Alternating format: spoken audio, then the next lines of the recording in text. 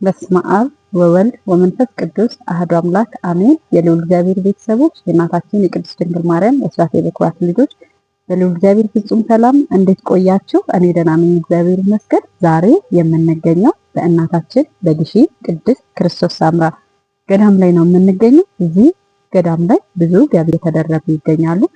ብዙዎች ደግሞ ከብዙ ድካማቸው፣ ከብዙ ጭንቀታቸው፣ ከብዙ ስቃይ እረፍትን እያገኙ ጤናቸውን፣ ሰላማቸውን እየመለሱበት ያለ ቦታ ነው።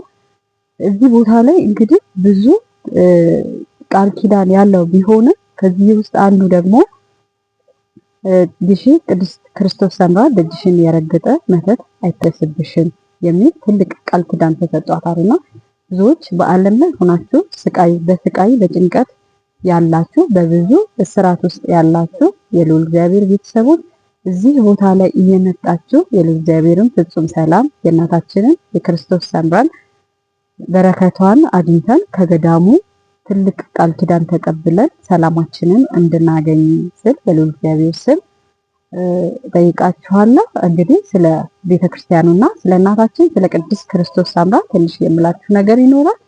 አብራችሁን ትቆያላችሁ። እስከዛ ይህንን ቪዲዮ ላይክ ያላደረጋችሁ ላይክ እያደረጋችሁ፣ ቤተሰብ ያልሆናችሁ ደግሞ ሰብስክራይብ እያደረጋችሁ ቤተሰብ እንድትሆኑ ስል በልዑል እግዚአብሔር ስም ጠይቃችኋለሁ።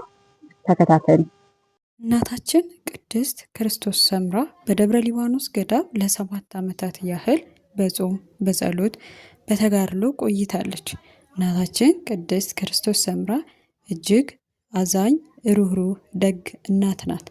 ለዚህም ነው ማንም ከሷ በፊት የሆነ ከሷም በኋላ ካሉት ቅዱሳኖች ውስጥ ጌታችን ኢየሱስ ክርስቶስን ያልጠየቁትን ጥያቄ እናታችን ቅድስት ክርስቶስ ሰምራ ጌታችን ኢየሱስ ክርስቶስን ጠይቀዋለች። ይህም ጌታችን ኢየሱስ ክርስቶስን እባክህን ሰይጣንን ሳጥናኤልን ማርልኝ ብላ የተማጸነች ድንቅ እናት ናት። ይህም ማለቷ በዓለም ያሉ ሰዎች እንዲድኑላት ስለምትፈልግ ነበረ።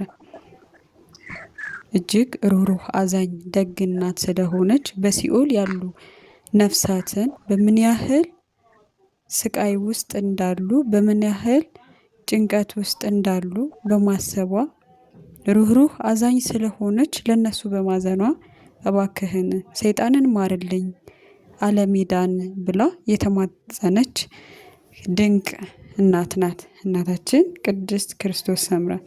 ጌታችን ኢየሱስ ክርስቶስም ብዙ ቃል ኪዳንን ለሷ ሰጥቷታል። ከዚህም ውስጥ ደግሞ በቃል ኪዳኗ የተማጸነውን፣ ስሟን የጠራውን፣ በስምሽ ዝክርን ያዘከረ፣ ገድልሽን ያጻፈ፣ የሰማ ያሰማ፣ በበዓልሽ ቀን ያከበረውን፣ የበዓልሽን ቀን ያከበረውን እስከ 12 ትውልድ እንደሚምርላት ቃል ኪዳን ገብቶላታል። እናታችን ቅድስት ክርስቶስ ሰምራ ነሐሴ 24 ቀን ከአቡነ ተክለ ሃይማኖት ጋር የበዓል ዕረፍቷ ይታሰባል ማለት ነው።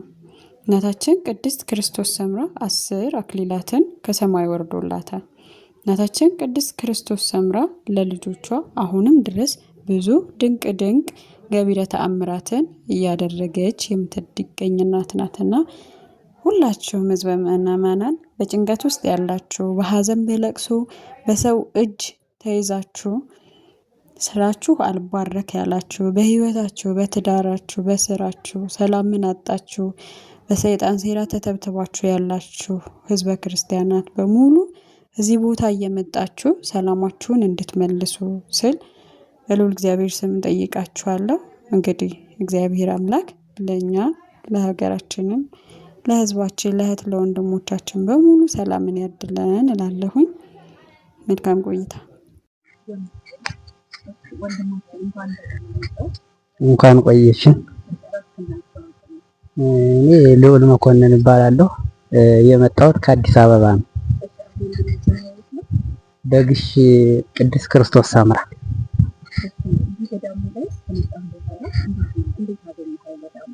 ገዳም እንደጠበቁት አይደለም። በጣም እየተለየ ሆኖ ነው ያገኘሁት።